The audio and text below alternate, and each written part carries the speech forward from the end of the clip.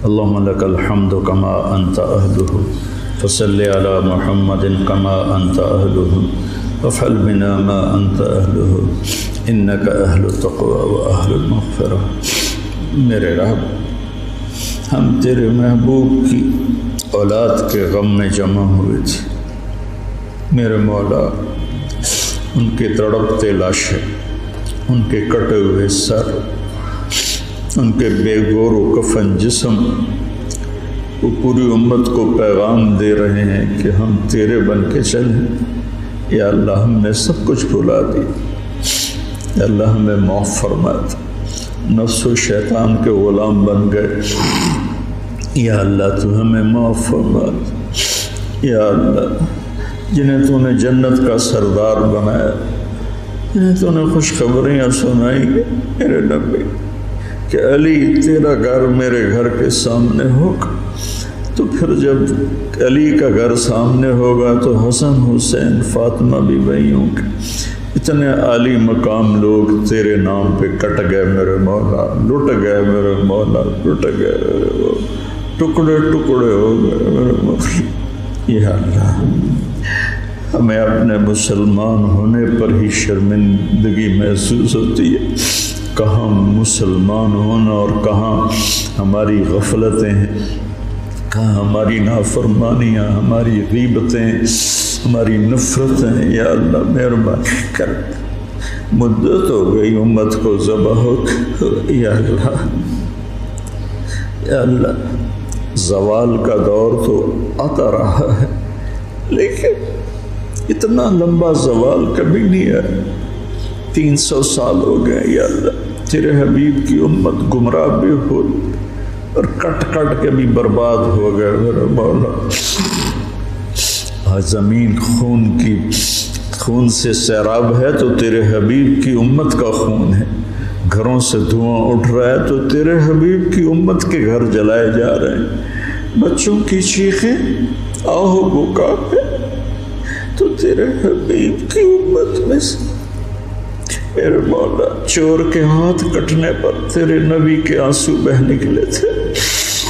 یا اللہ، آج پوری دھرتی پر تیرے حبیب کی امت ذبح ہو رہی۔ آ جانا میرے مولا، آ جانا، آ جا میرے رب، آ جا میرے مولا، میرے مالک۔ تیرے آنے سے ہی ہم نکلیں گے ان اندھیروں سے، ان غفلتوں سے، ان ظلمتوں سے، ان ذلتوں سے۔ آج تیرے محبوب کی امت کے نوجوان دہریے ہو رہے ہیں میرے مولا۔ ہماری یونیورسٹیاں، ہمارے اسکول کالج ذبح خانے بن چکے ہیں میرے مولا۔ ہماری عزتیں تار تار ہیں، ہمارے دامن آلودہ ہیں میرے مالک۔ ہدایت تیرے ہی ہاتھ میں ہے۔ یہ مدرسے، یہ خانقاہیں، یہ تبلیغ، یہ تو سب کھلونے ہیں میرے مولا۔ تو ہدایت دے گا تو ملے گی، تیری طرف سے ارادہ ہوگا تو قوت، تو ارادہ فرما میرے۔ اب تجھے آج حسین کے خون کا واسطہ دیتے، ان کی مظلومیت کا واسطہ دیتے، ان کی تڑپتی لاش کا ہم تجھے واسطہ دیتے، ان کے کٹے ہوئے سر کا تجھے۔ وہ معصوم گلاب جیسا چہرہ عبداللہ 2 سال کا، اللہ اس کے لیے، اس کے معصوم کٹے ہوئے سر کا واسطہ دیتے۔ حضرت زینب کی آہو بکا کا واسطہ، کیسے انہوں نے میرے مولا تڑپ تڑپ کے تجھے پکارا۔ یا اللہ، ہماری جولی تو خالی، ہمارے پاس تجھے دینے کے لیے کچھ ہے نہیں۔ ریاکاریاں ہیں، دکھاوے ہیں، پتہ نہیں ہم کس کے لیے کر رہے ہیں۔ میرے مالک، میرے آقا، میرے مولا، تو ہدایت کا فیصلہ فرما، ہمارے دیس کی حفاظت فرما۔ یہ سازشوں میں گھرا ہوا ہے، اس کی حفاظت فرما۔ ہمارے مدارس کی حفاظت فرما، ہمارے خانقاہوں کی حفاظت فرما، ہمارے تبلیغ کے کام کی حفاظت فرما۔ یہ چھوٹا سا میرا سرمایہ ہے، معصوم نوجوان بچے جو تیرے لیے گھر چھوڑ کے بیٹھے، یا اللہ یہی میرا سر، یا اللہ ان نوجوانوں کی تو خیر میرے مولا جو تیرا دین سیکھنے کے لیے گھر چھوڑ کے آئے بیٹھے۔ یا اللہ یہ میری زراعت ہے، یہ میری کھیتی ہے، یہ میری تجارت، یہ میری تجارت، یا اللہ میرے مالک مجھے کوئی دعویٰ نہیں اخلاص کا، کچھ پتہ نہیں ہے میرے مولا کہ یہ سب کچھ تیرے لیے ہے یا اپنے نفس کے لیے ہے یا اپنی شہرت اور دکھاوے کے لیے ہے، لیکن ہم اپنی زبان سے کہہ رہے ہیں کہ ہم تیرے لیے کر رہے ہیں، تو ہمیں ہمارے اس کاوش کو قبول فرما لے، ہمیں اہل بیت کا محبت کرنے والا بنا دے، ہمارے نام ان سے محبت کرنے والوں کے رجسٹر میں لکھوا دے، ان کے مراثی کے رجسٹر میں لکھوا دے، ہمارے دل ان کی محبت سے بھر دے، اپنے حبیب کی محبت سے بھر دے، صحابہ کی محبت سے بھر دے۔ یا اللہ ان سارے بچوں کو ہدایت کا ذریعہ بنا، ان کو اہل علم بنا، اہل تقوی بنا۔ یا اللہ ان کی زبان میں تاثیر پیدا فرما، یہ تیرے بندوں کو تجھ سے ملانے والے بنے، ان میں ہمیں اخلاص نصیب فرما۔ یا اللہ یہ ہمارا چھوٹا سا شہر ہے، آس پاس گاؤں ہیں، ان سب کو بہت ہی بھلائیاں نصیب فرما، شر اور فساد کو دور فرما، اور ہمیں امت بن کے چلنے کی توفیق نصیب فرما۔ وصلی اللہ تعالی علی النبی الکریم، آمین برحمتک۔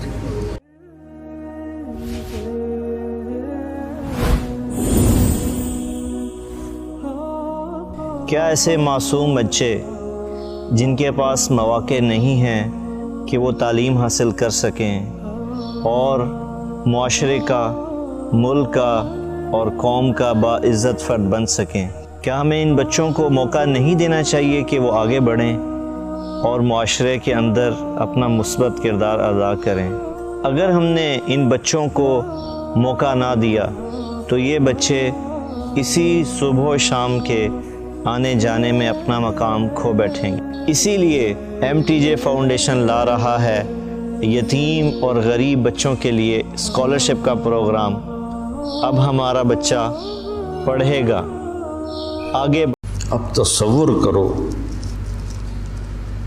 کہ اوپر سورج، پانی بند تھا، خبیثوں نے پانی بند کر دیا، بچوں کے رونے کی آوازیں آ رہی ہیں پیاس کی وجہ سے، اور ان کے دل نرم نہیں ہو رہے۔ پھر آپ نے حضرت عباس بن علی کے ساتھ ایک دستہ بھیجا جنہوں نے لڑ بھڑ کے کوئی 30 کے 32 مشکیزیں پانی کے بھر کے لے کر آئے، لیکن وہ کتنی دیر چلنا تھا، پیاس سے زبانیں بچوں کی بھی نکلی ہوئی ہیں، اور حسینی لشکر پیاسا لڑ رہا ہے، اوپر دھوپ کی، سورج کی آگ ہے، نیچے ریت کی آگ ہے، ادھر تلواروں کی جھنکار ہے اور تیروں کی سنسناہٹ ہے اور نیزوں کی کھڑکھڑاہٹ ہے، اور ایک مسکراتا چہرہ ہے جو کہہ رہا ہے الموت احلی عندنا من العسل، پاگلو موت تو مجھے شہد سے زیادہ محبوب، تم موت سے ڈراتے ہو۔ تو یہ لڑائی کیا لڑائی تھی؟ 72 آدمی 5000 سے کیسے لڑ سکتے تھے؟ جان ہی دینی تھی۔ تو انہوں نے پہلے ان کے گھوڑوں کو بیکار کر دیا، گھوڑوں کو، شمر نے کہا ان کے گھوڑوں کو مارو، پہلے گھوڑوں کو مارا تو سارے پیدل ہو گئے، پیدل ہو گئے تو پھر گردنیں کٹنے لگی۔ حر بن یزید نے جب دیکھا کہ یہ تو واقعی لڑنے لگے ہیں تو اس نے عمر بن سعد سے پوچھا تم واقعی لڑو گے؟ کہنے لگا ہاں۔ کہنے لگا اچھا میں گھوڑے کو پانی پلا کے آتا ہوں۔ جنگ شروع ہونے سے پہلے، اور گھوڑے کی لگام اٹھائی پانی پلانے کے بہانے، اور آ کر حضرت حسین کے قدموں میں گر گیا کہ مجھے نہیں پتا تھا یہ بدبخت آپ کی جان لے لیں گے، میں معافی چاہتا ہوں، میں اپنی جان کا نذرانہ آپ کے قدموں میں پیش کروں گا۔ ان کا بیٹا بھی ساتھ آ گیا، باپ بیٹا دونوں شہید ہوئے، اور وہ حضرت امام حسین کے ساتھ مل کے۔ تو ایک ایک کر کے جب سارے شہید ہو گئے تو پیچھے اہل بیت رہ گئے۔ تو پھر علی اکبر آپ کے بیٹے نے کہا ابا جان میں آپ کو مرتے دیکھ نہیں سکتا، میں چاہتا ہوں میں آپ سے پہلے مر جاؤں، میں آپ کو نہیں دیکھ سکتا مرتا ہو۔ تو انہوں نے اجازت دی، تو شیر کی طرح انہوں نے حملہ کیا، چاروں طرف نرغے میں آئے اور ذبح ہو گئے۔ تو پھر ان کے بیٹے ابو بکر بن حسین وہ شہید ہوئے۔ پھر قاسم بن حسن حسینی قافلے میں سب سے خوبصورت جوان تھے، پھر وہ آگے بڑھے، حضرت حسن کے 4 بیٹے شہید ہوئے۔ تو جب ان پر تلوار پڑی تو انہوں نے کہا یا عمّا، آئے چچا۔ تو حسین رضی اللہ تعالیٰ عنہ زخمی تنہم داغ داغ شد، سارا بدن خون و خون تھا۔ آپ نے آگے بڑھ کے قاتل پر وار کیا، اس کا ایک ہاتھ کاٹ دیا۔ پھر ان کے سرانے کھڑے ہو کر ایک عجب بات کہی کہ میرے بھتیجے آج تیرا چچا بڑا بے بس، یہ کیا جواب دیں گے اللہ کے نبی کو قیامت کے دن کہ انہوں نے ان کی اولاد کو ہی ذبح کر دی۔ تو ان کی لاش کو اٹھایا اور پیچھے جا کے رکھ دیا۔ اس طرح ایک ایک کر کے مسلم بن عقیل کے عبد الرحمن عبداللہ شہید ہوئے، حضرت عبداللہ بن جعفر کے عون اور محمد شہید ہوئے، حضرت حسن کے ابو بکر عبداللہ اور قاسم شہید ہوئے، عثمان شہید ہوئے، آپ کے اپنے بیٹے حضرت علی کے عبداللہ، محمد، عثمان، جعفر، عباس، حسین 6 شہید ہوئے۔ اور پھر جب آخر میں آپ رہ گئے تو آپ نے اپنے چھوٹے بیٹے عبداللہ کو بلایا۔ آپ زخمی ہو چکے تھے، بہت پہلے قتل کیے جا سکتے تھے لیکن ہر کوئی ڈائریکٹ وار کرنے سے ڈر رہا تھا۔ تو آپ نے عبداللہ کو بلایا، 2 سال ان کی عمر تھی، ان کو لے کے گود میں بٹھایا۔ ان کا خیال تھا کہ یہ ظالم بچے کو تو معاف کر دیں گے، لیکن ایک ابن الموقد تھا کوفے کا، اس نے طاق کے تیر مارا، تیر خطا بھی ہو سکتا تھا لیکن تقدیر کا امتحان ابھی باقی تھا، تو تیر سیدھا اس بچے کے گلے میں آیا۔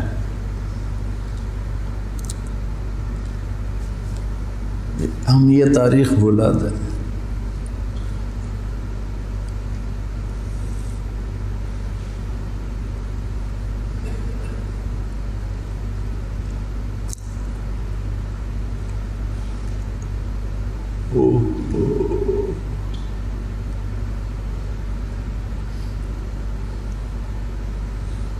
جب عبداللہ کی گردن ڈھلکی اس وقت حضرت حسین اپنے بیٹے کا خون جو ابل رہا تھا وہ ایسے ہاتھوں میں لے لی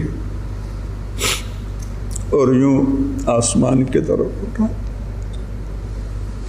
کیا حال ہوا ہوگا اس وقت زمین آسمان کی مخلوق، آسمان کے فرشتوں کا۔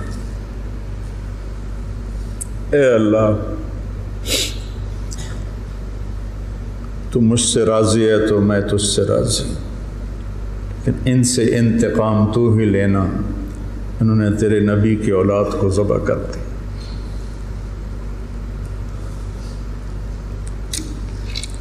بیٹا میں مرغہ ذبح ہوتا ہوا نہیں دیکھ سکتا، وہ جانوروں کی قربانی پہ جانور کے اوپر کھڑا ہونا ہوتا ہے۔ میں 1-2 قربانیاں دیکھیں پھر مجھے ہمت نہیں ہوئی، میں پیچھے جا کے بیٹھ گیا۔ اور یہاں بچے سے 2 سال کا بچہ کتنا پیارا ہوتا ہے، اور اس کے یہاں تیر لگے اور وہ آہ بھی نہ کر سکے، اور باپ کی گود میں اس کی گردن ڈھلک جائے. سوچو تو صحیح.